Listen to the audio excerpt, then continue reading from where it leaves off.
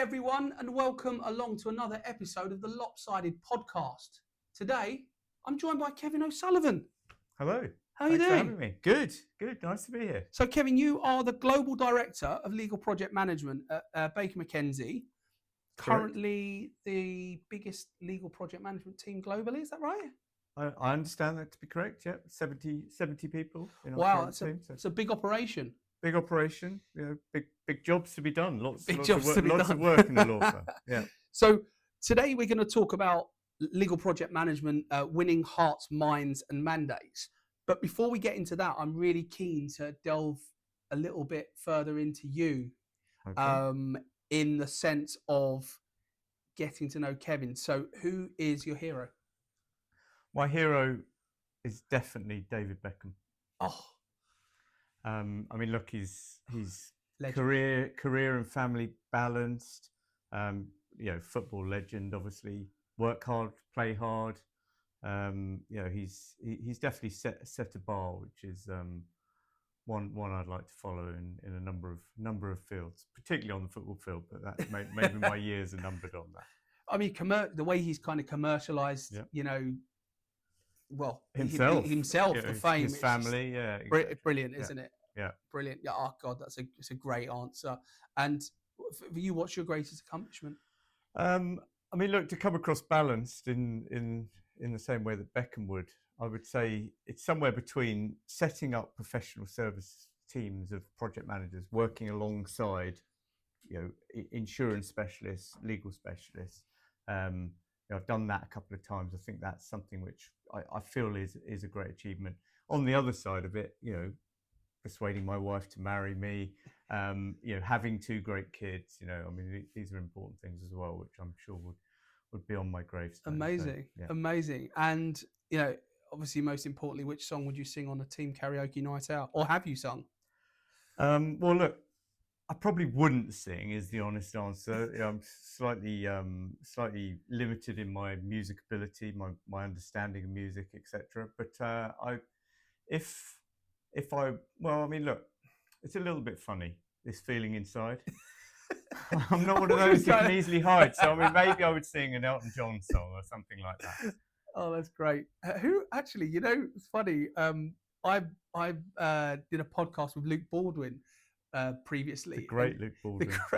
Well, no, of course, great guy. And he actually said he'd sing an Elton John song as well. Wow. So that's quite. So maybe it's a thing in the industry. Yeah. He was looking for someone to sing "Don't Let the Sun Go Down on Me" with him. So right. I mean, maybe that's I think, maybe you're the George to his Elton. Yeah, perhaps.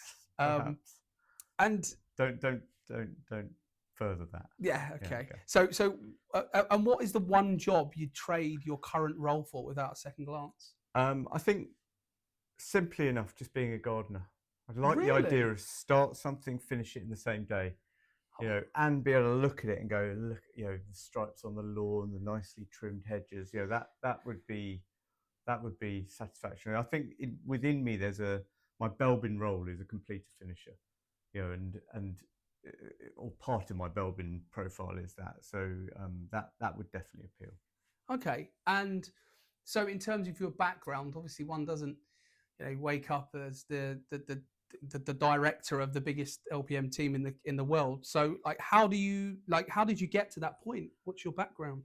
Okay, so I started my career on a graduate scheme in retail and quickly found my way into sort of project management type roles. Mm-hmm. Moved a few companies that part of the graduate scheme, but then actually moved into the education sector, and kind of did a combination of project management, which was much more formalized project management, much more structured, much more embedded into the firm, into the company, and then a combination of that and internal consulting. So the problem solving, the taking on challenges, that background was what then led me into setting up a project management team alongside life and general insurance actuaries for a a consultancy who were serving their clients in that Okay. space. Similar thing to here, set that up. Actuaries are quite different to lawyers. Then along comes this idea and or this opportunity within Baker's, and 12 years ago I moved across, and kind of very similar. The challenges are different. I think lawyers are more aware or less aware of their strengths and weaknesses in some ways, where you more give out a feeling of being all capable in whatever space. And I think actuaries seem to know very much where their limitations are. So that makes perhaps the change program a bit more difficult this side, but not unmanageable. And look, 12 years later, still here. Yeah, the challenges keep coming, the opportunities of and the growth. working with different people. The growth is obviously a factor. Working with great people, these are the things which keep you established within a firm. When you're kicking new challenges along and making sure that you're relatively successful in what you're doing and challenged all the way. I think those are things which I've sought in my career and certainly found in the last 12 years. Great. And what does the average day look like for you? So an average day would, there's a certain amount of reviewing team performance, looking at dashboards and the like to give me a feel for where we are versus targets versus expectations. Lots of one-to-ones with partners, team members, other members of the people servicing the firm.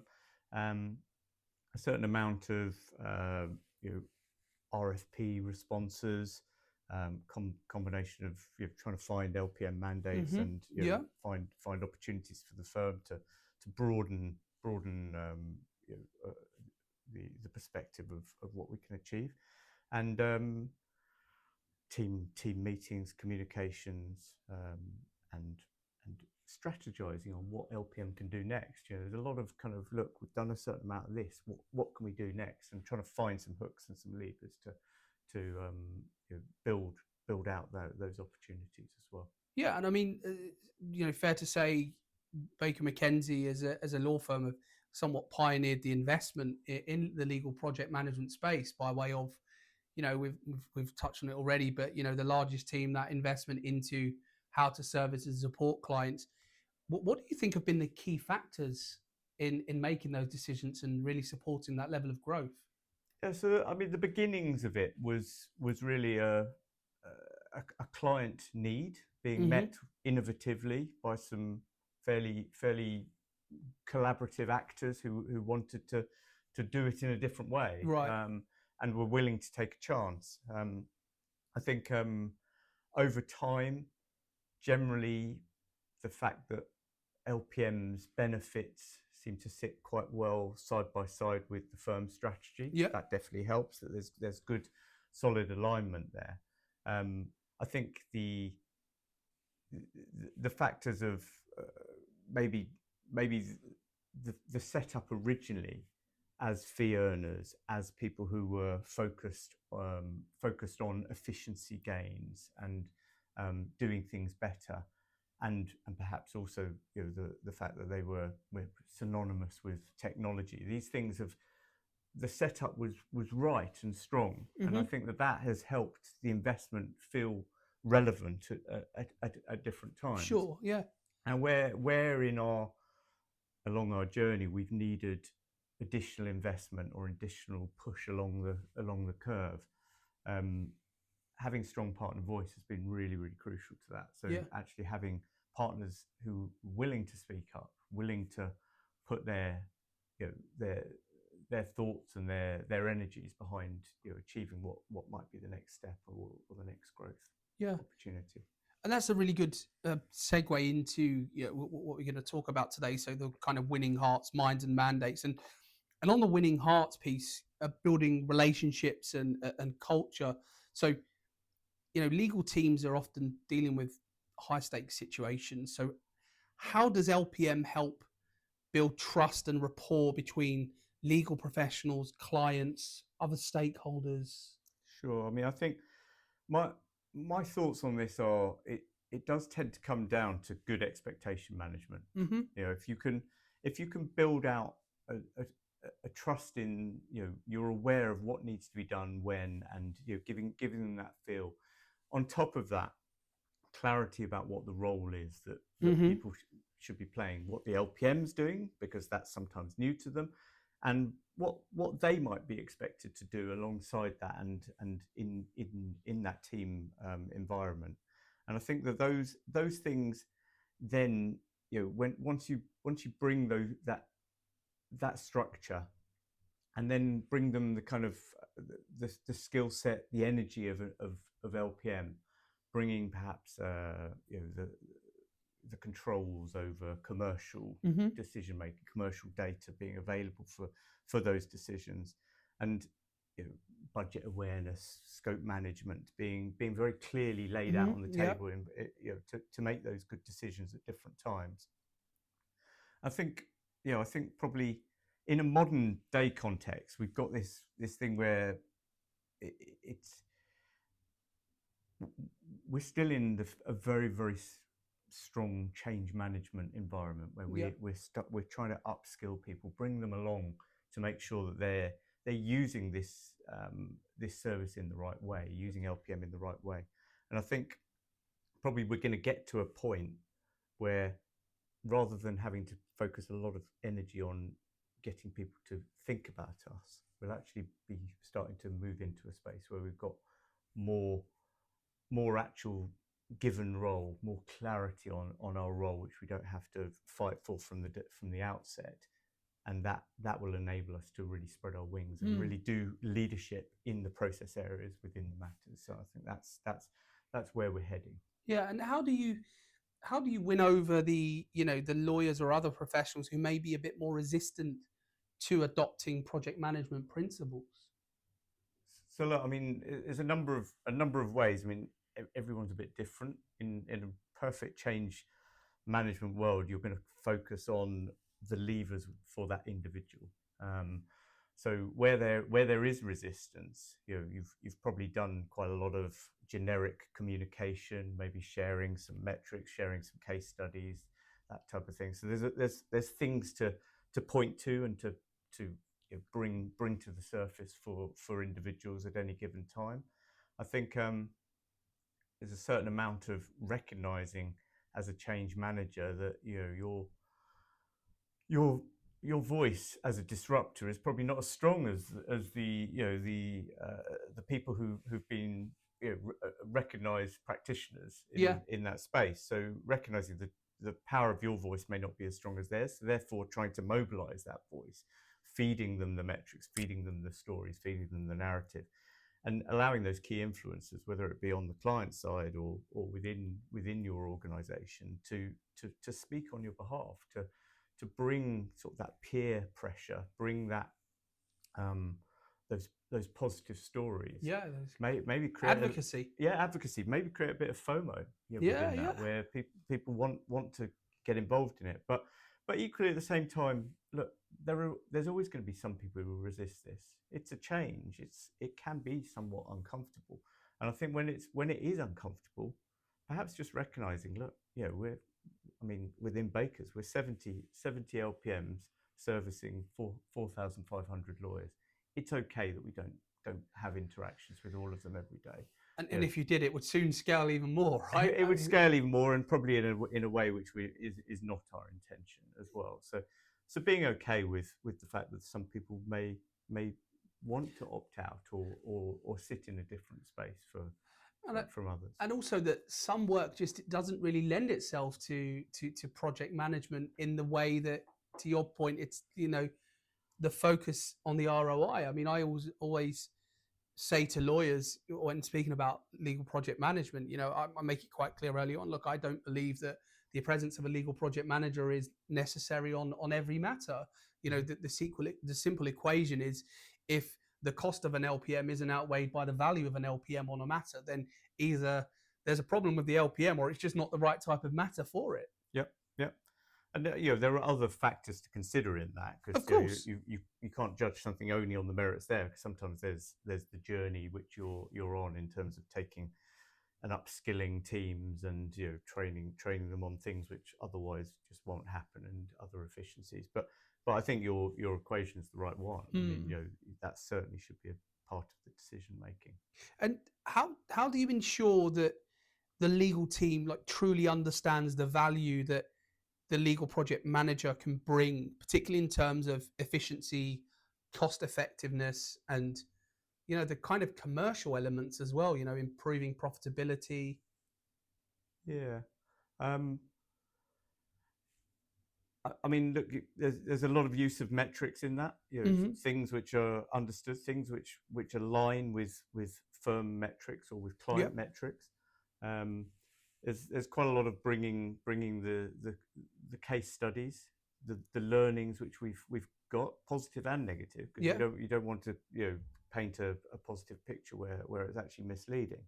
I think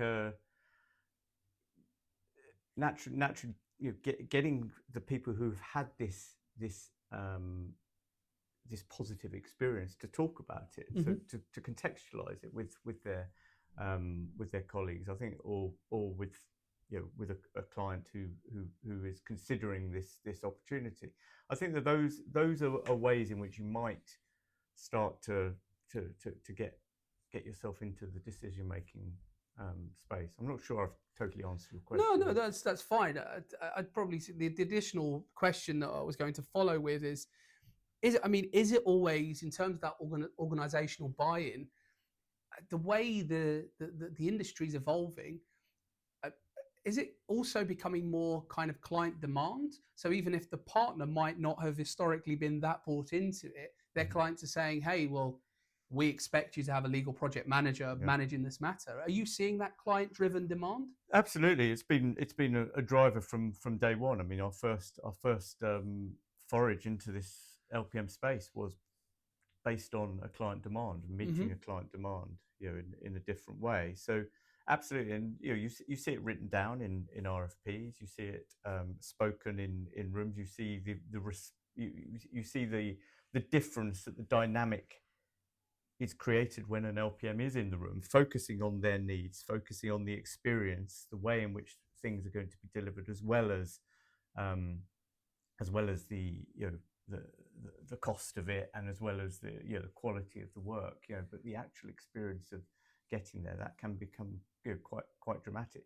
And yes, that client voice is still the strongest voice in professional services, and always will be, of course.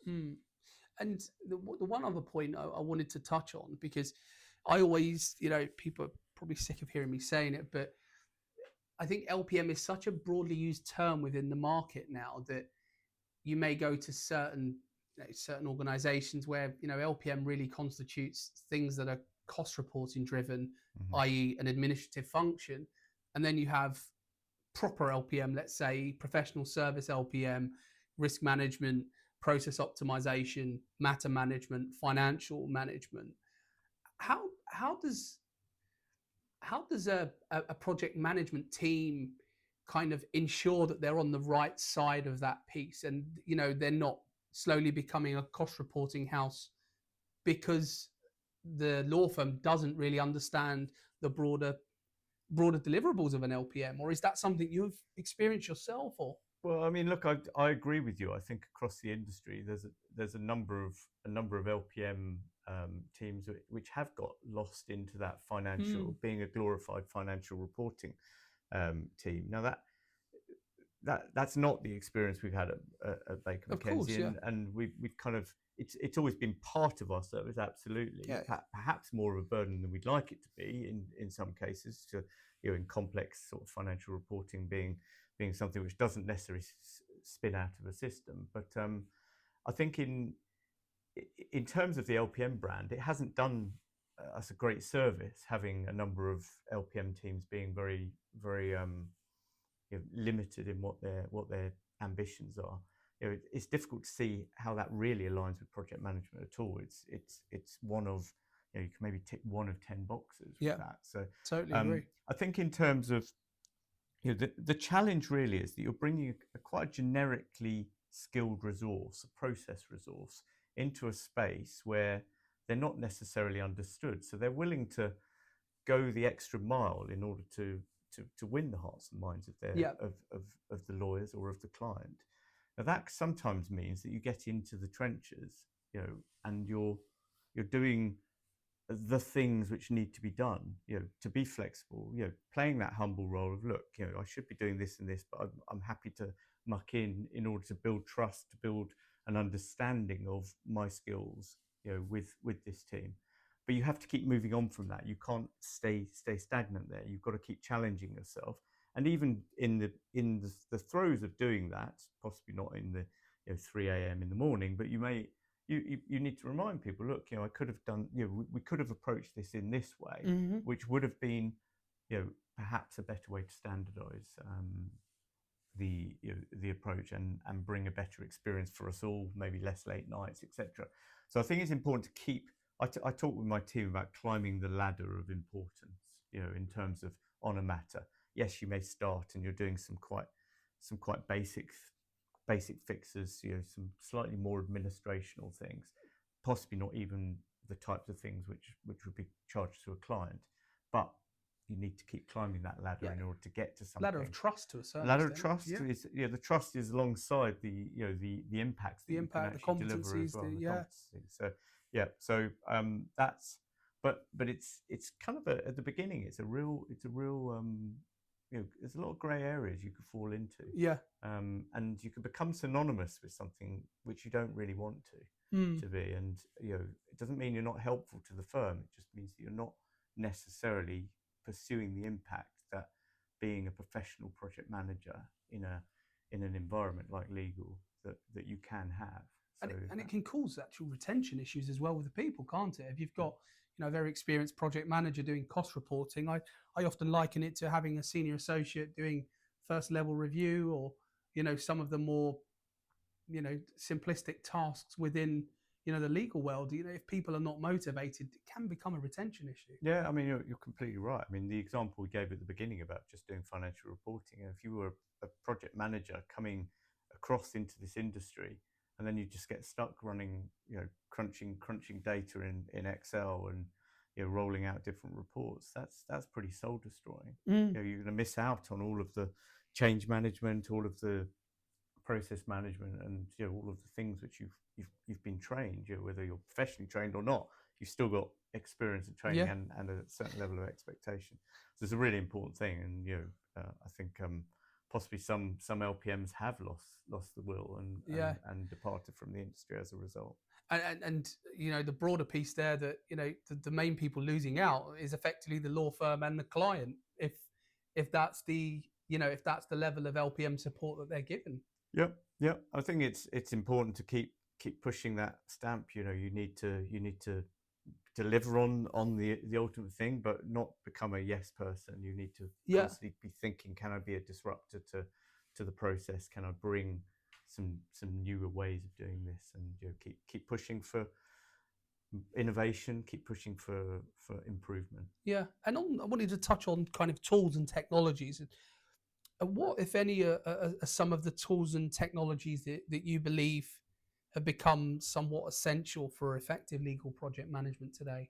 Yeah, so I mean, look, gone are the days of us being the Excel gurus, and anything in Excel had to come to the LPM team. I think that we've managed to move a bit beyond that stage. It still sometimes haunts us, there's no doubt. But I mean, look, I think in terms of technology, we're moving into a world where we need to standardize process more, in order to become experts, in order to have a sustainable, lasting impact on more matters than we have LPMs on.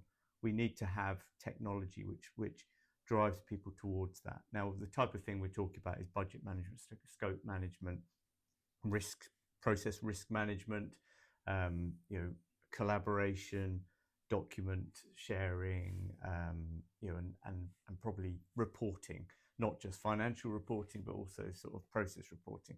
And probably the key one is also the plan. Planning and tracking against a plan. Having that all in one space is the that's the holy grail. I don't believe there's a product on the market which does that. I also I think if you push together probably 10 products, you would have that solution. But one of the problems that LPM has probably experienced is that we're pushing data and teams between currently disparate solutions. So there's a lot of transition going on, which is not efficient.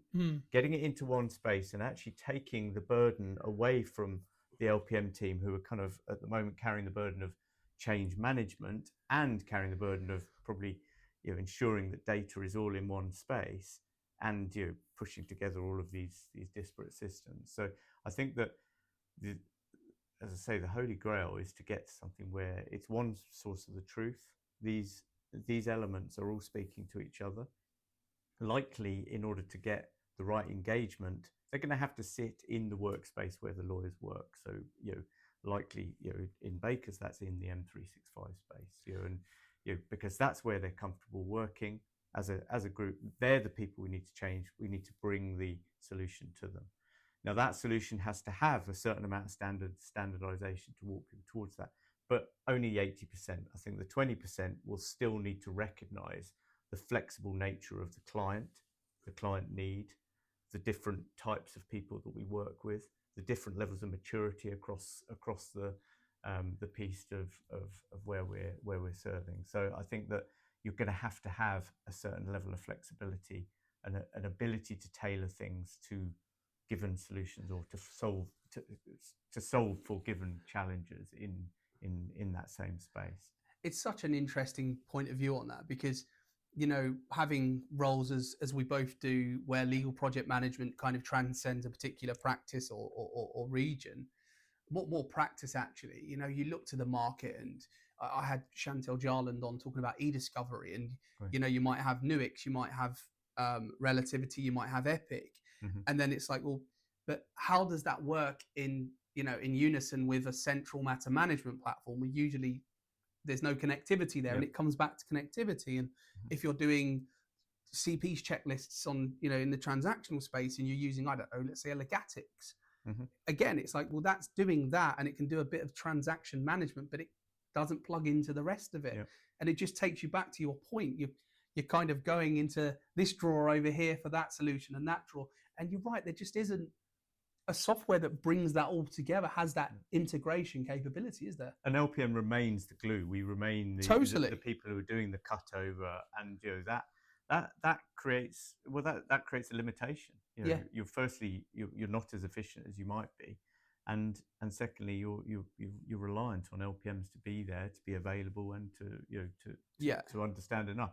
That isn't the world which we're trying to be in. LPMs, we're better than that. We want to be used as professionals, in the process leadership space, not in the back office, moving stuff between systems. Yeah, I could not agree more with that. Not saying that the systems aren't useful, absolutely they are, but they need to speak to each other. And I suspect that we're moving into a world where you can have a system which looks like this, but actually it can be API'd into an interface through some of the software which we're more familiar in.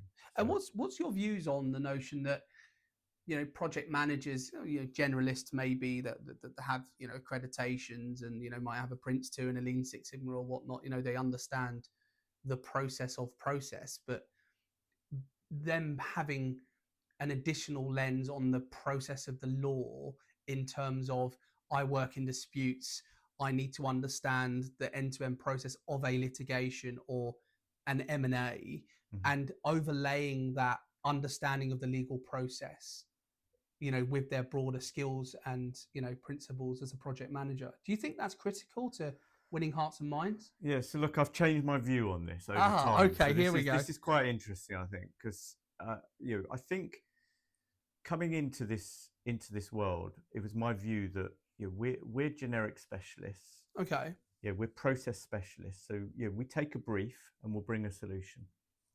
But we're never going to be as much of a specialist in that area of law as the lawyers who are working side by side with us. So therefore, that collaborative leadership of us on the process and them on the law, in terms of the lawyers alongside us, allows us to collaborate and make sure that we're constantly moving in that direction. Now that was my first starting position, bringing in generic LPMs, with a generic process management background, change management, project management background, and then working well, in terms of the understanding, the trust being there, but the actual expertise being drawn down through conversations, through active briefs and the like. I think that where I've moved to is that in order to get up this ladder, which we were speaking about yes. earlier, The invisible ladder. Yeah, I think that there needs to be more understanding of the process than my initial belief, and I think that understanding the process allows us to become more relevant in the conversation with the client, in the sales space, or in the relationship space.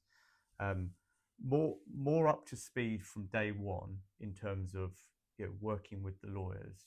There's no jargon and things which are new to us. There's no an understanding of the history of why they might want to do certain things with a client, or things like that. So I think that those things definitely have become an important part of us growing and improving. And part of that is because with technology coming along, as it has, and it's been there, but actually becoming more important, I think that we're trying to standardize a process. If you don't have a full and complete understanding understanding and experience of that process, you're not able to really be part of that conversation. And yes, the funny thing is that 80% of that process is probably very similar across practice areas. And I'm using the 80-20 rule again, but the reality is that is going to be the case. But in order to make it relevant for the people, and to be a good change manager for that group, whoever it is you're working with at that time, you need to have an understanding. You need to have a deep understanding, and I think that we've upskilled each other in that sense. We've had attorneys running courses for LPMs in order to upskill us on certain areas of law, and we've done vice versa. Yeah. And it's allowed us to grow together rather than alongside each other. We've grown together, and it does therefore create some grey areas between us, but that's not a bad situation, particularly when you've got an LPM standing by trying to do a good racy and define roles very clearly. So that's been my journey, but it's been super insightful. Interesting. It's super insightful, and I think it probably naturally leans into another point or question, which is we talk a lot about project managers and project managers being on the bigger matters, but in an establishment the size of Baker's, even at the smaller law firms, the reality is the kind of concentration of expert project managers versus lawyers is always going to be a small percentage. So it's that additional piece, isn't it, around enabling lawyers to be better project managers on their matters. So if hypothetically, if you're working on 5% of the Baker's portfolio of matters, if you can push the dial to make those lawyers 1% better on the other 95%, well, that's going to have a profound impact on profitability at the end of the year. Yeah, and I'm certain it does. Because the reality is that LPM at Baker's, at least, we've experienced, we've probably got all the fanfares about the highly complex, largest matters. The reality is that the impacts go all the way across, the simplest matters, and that impact, you cannot be as involved in those simple, smaller matters, because it doesn't, the arbitrage between legal project or process time and legal time just doesn't work. So you have to be light to touch in that. A light to touch means you have to have either a very good process, which needs to have been designed and upskilled across the team, or you need to have people who are more than capable to run with experiences which they've had elsewhere, and to scale them in the right way. So that I think that definitely is the case. That everything legal project management should be doing is recognizing there's always going to be a role for project managers at a certain at a certain level of complexity a matter will require project managers. Mm-hmm. But there's always going to be a number of projects which do not require legal project management. But it doesn't mean that we can't impact the way in which they're run, even though we're not involved. And that impact is really the that's the hope, that over time we're rubbing off onto the industry and trying to completely upskill people through their experiences and the way in which we're disrupting legacy ways of working. And on the impact, actually, in terms of metrics and performance indicators, how do you measure the success of the LPM team, the ROI to the business? Is there key performance indicators, a standard that one would use, or?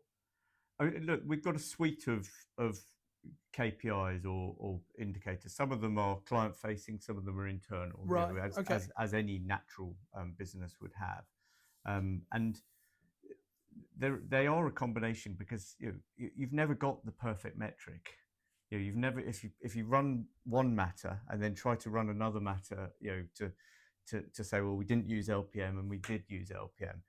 You're never going to have that perfect example where you can say, well, this is the perfect benchmark for that. So in that we're never going to create that.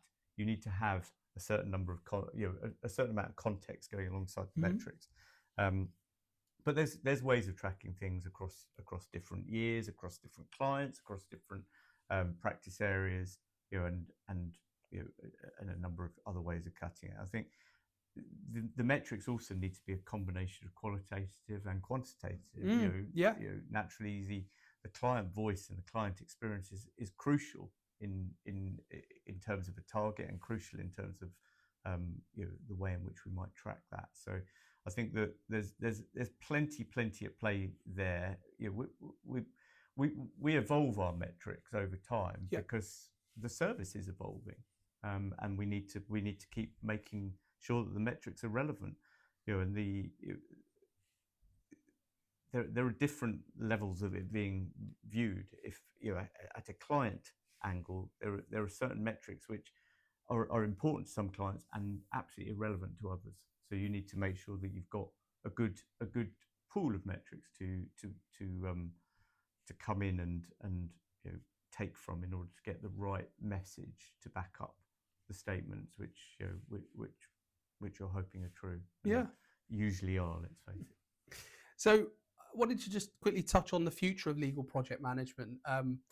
I mean, technological disruption, and we can't go through a podcast here. We've done really well, actually, to be this far in without mentioning Gen AI. But but I mean, looking ahead, where do you see the field of legal project management heading in the next, say, 5 years?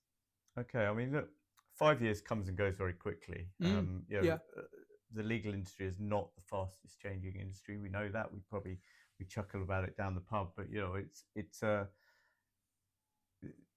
in 5 years we will see faster change. I've spoken about how a lot of what legal project management is doing, certainly in the space which I would classify as real legal project management, at least, is still change management. We're still changing the crowd, even the people who've worked with us for a number of years. We're still having to go back to basics with them in order to say, yes, it's still applicable on this matter. Sometimes people are saying, no, we don't want them on this because the client's saying, well, because this one's smaller than the last one. It doesn't matter. It still has a lot of process involved. There's still efficiencies which we can bring to the space. So that change management, that curve has to at some point slow down, and I would say that will happen in the next 5 years. And at that point, we've got an established. We're having to spend less time selling ourselves, so we can actually spend more time actually establishing ourselves in that leadership role, that process leadership role. I think that other things will happen alongside that. So I think over time we will become more relevant to the client relationship.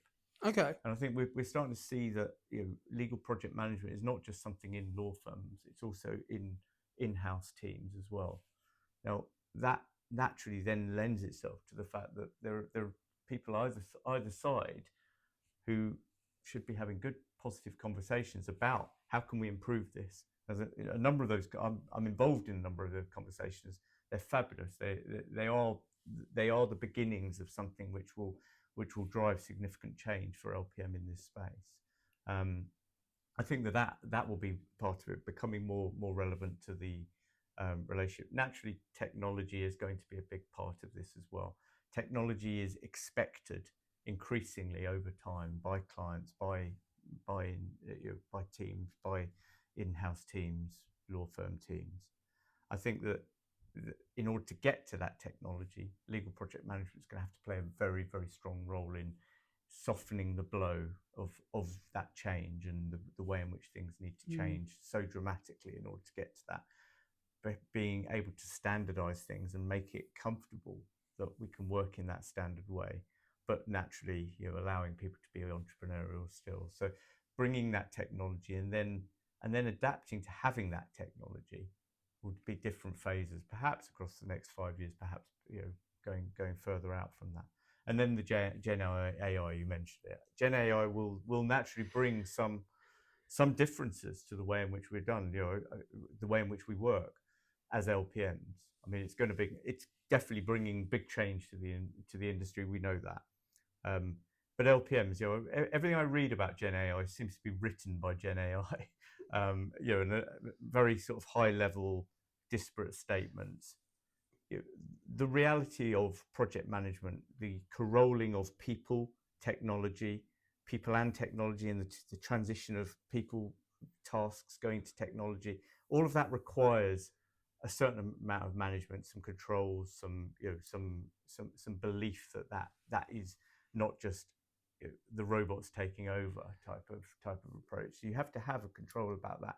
Inevitably, the world which we're heading towards will have a certain amount of technology working alongside people and people still working alongside people. That requires process management. That requires project management 101, which is what we're good at, and what will always require project managers to be alongside the experts that we that we work so well with. I think my theory on this, the more I think about it, is as part of project management, you kind of content creation, content maybe review, and content management in terms of it might be messaging to teams on best practices or whatever it might be. All of those lend themselves to an essence, an element of Gen AI, but it's going to really be about getting from 0 to 80% on that content quicker, and then adding the adding the additional components to get the messaging or the content how it needs to be. It's this notion that I think there's even tools now that talking about Gen AI, LPM, and I just, to your point, it's people by people, and there is that relationship piece, I think, of having that person central to everything on a matter. So it's definitely an enabler, isn't it? It's just how much it can be set up to enable our project managers. Yeah, and I mean, I think while you've got clients, driving their need into a professional services firm, into a law firm, you're always going to need some of that tailoring. And the reality is that problem solving is not something which I think Gen AI will naturally do, because it's drawing down on previous experiences. It's a good point. And an experience will always look, or at least feel, quite unique. So you'll need that problem solving element as well. Where Gen AI comes in terms of taking away some of the mundane tasks, I think project managers or LPMs are going to be delighted to lose some of these tasks. Delighted to be able to step up that ladder into the role which they've matured into. The professional service role. Yeah, the professional service role, rather than being part professional service and part change manager and part glorified admin specialist. And there is at different times different combinations of those things. So I think leaving behind that and leaving some of those things to the AI models will be very relieving and remove a lot of the burden from LPMs, and we'll love watching the efficiency, because that's what we celebrate. That's what we love. Yeah. Final question: what are the 3 main pieces of advice that you'd give to somebody that's been tasked with building an LPM function, either in-house or at a law firm? 3 pieces of advice. Definitely something about people. I think in the current environment, you still need change managers. You're going to bring in purist project managers. They're not going to be able to drive the change. They're probably ready for the phases which come after this. That, yeah. So bringing the right people in and giving them the opportunity to bring their problem solving and their change management skills to the fore. I think that's crucial. So that would be number 1.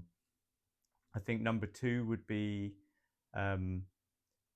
if you're going to invest, then invest in your tech early. Project managers are very good. We talked about it during our conversation here about pulling together or bodging together all of these different disparate technologies. I think you're limiting their ability to really showcase something great, and you're limiting your ability to allow it to travel outside of LPMs being the organ grinder. I think that if you're going to invest in that, invest early, even if it's not the right investment, it will get you some distance. If you've got too many project managers pulling together a SharePoint site, an Excel, maybe a Tableau reporting, you're maybe using Legatics, using Relativity or Nuix. I feel like there's that is limiting their ability to have immediate and lasting impact. And then the third one would be probably around targeting that team. I think if you put onto the LPM team, the kind of revenue targets and hourly targets that maybe exist across law firms, I think you're losing some of the essence of what they might yeah, I completely agree with that. Be bringing to the party. And I think it's very easy to flatten a culture of improvement and change by driving people towards that. And we have there's examples of that happening across the industry. Yeah. I think that in all cases where it's been done in a blanket way, it's not been successful. Yeah, I mean, I could not agree more. I've kind of coined this phrase now that, that some lawyers may find offensive, so apologies in advance, but the lawyers sell time and legal ops sell value. And I just think that, to your point, it's not always something that lends itself to an hourly based model, yeah, absolutely profound. And so, but advice. some of that value is slightly intangible when you're trying to measure it. Yes. Or it's it's kind of swallowed up by other improvement areas as well. So I do think that giving them that sway to be able to play in the innovative space is a crucial part of them really getting into the rubric of the firm and establishing themselves as something which is here to stay. Because just becoming another fee earner as such is definitely part of it. There's no question it's part of it, but it's not the thing which we're famous for within Baker, within a number of LPM units. I know that that's the case. Great. Yeah. Kevin, super insightful as always. Thanks you very for joining much. us. Nice to talk.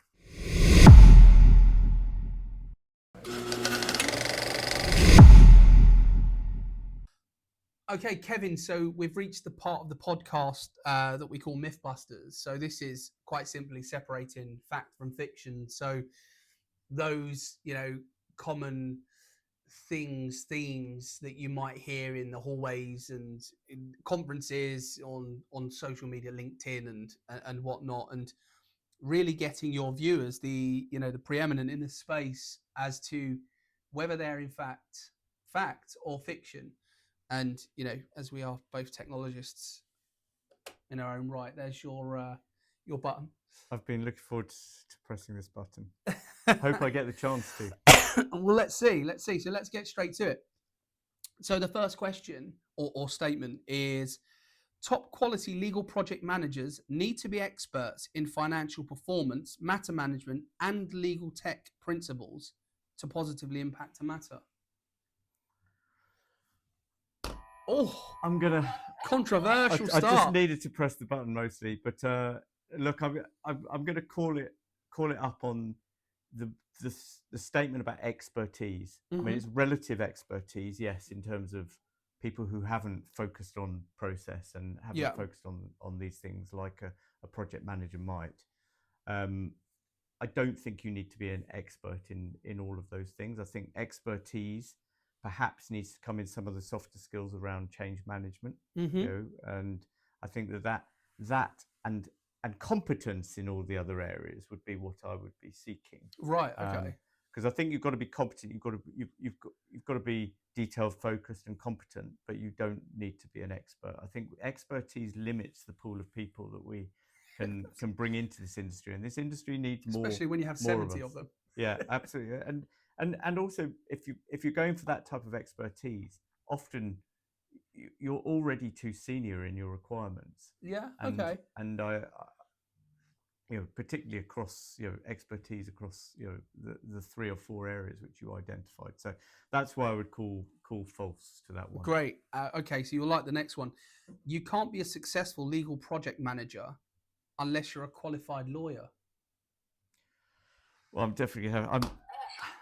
I'm not a qualified lawyer myself, so I need to, for the sake of my career, call false to that one. So I definitely think that there is a role for former lawyers into moving into LPM. If that was more of your interest in the process side of it rather than the content side, I absolutely agree. There's a good transition. And the transition is needed because actually this industry attracts lawyers in, but it doesn't really attract process experts in. So we're going to need that for the bench strength that we require. We also had a good conversation earlier about the fact that you need certain amounts of experience in those practice areas in order to become even more effective as a process leader. So that can happen, but it wouldn't necessarily be a prerequisite that you'd have to be a lawyer. You've got to be someone who can visualize process, visualize how people relate to process. That's where you come alive as an LPM. I don't think it's about being embedded and highly experienced in law. I came in with no legal experience. For 3 siblings who have worked in law, so I'd been around the conversations, but not certainly not part of them, and it wasn't a career aspiration of mine to join the legal industry. So, next question. So lawyers are creatures of habit, and so are naturally resistant to legal project management principles because they undermine or they bring a flexible nature to legal work. Yeah, I mean, I'll press the button. Why not? So I don't think that's why we struggle to win hearts and minds quickly. Okay. I think we struggle to win not because of the fact that it's limiting their ability to be flexible and to be dynamic in changing. If anything, we're probably maximizing that by bringing more tools to their toolkit, more thoughts and experience of problem solving and changing direction and being flexible to clients' requirements. I think it's more about it's new, it's a change, it's different people. It's not how my training has brought me along over time, and there's technology involved, and a combination of those things make it a difficult or more difficult transition for a lawyer than it might be for someone who is more trained in process and awareness of process. Okay, final question. Or statement, the evolution of Gen AI tools will reduce the need for and importance of LPMs within law firms. I think. I mean, I'm not going to press the button. You might want to. I don't know, but I mean, this one's a maybe for me. I mean, I think we're on a journey we don't necessarily fully understand where we're going to end up with this. I think we need to be mindful. We need to be playful with it, but we shouldn't be assuming that it's not going to change. It's going to change LPM as well as everything which sits inside and outside of LPM in this industry. There's no doubt. It's going to bring different thoughts, different ways, different approaches. Same as for lawyers, right? Same. So I think we need to be watchful of it. We need to be ready for it. As I say, be on board it because it's happening. Probably welcome it when it happens, because the reality is it's going to change things for the better. It's going to take away some of the mundanity that we see in iterative process, because a trained AI, Gen AI or AI model will be able to do things as well as humans. We know that. We've seen examples of that. So but I don't think it will ever take away the actual role of an LPM. I think LPMs will still be relevant while there's people involved. LPMs are relevant. Rather than me Definitely saying irrelevant. relevant. I didn't mean to say that. And on that relevant note, we'll close up. Thanks again, Kevin. Thank you.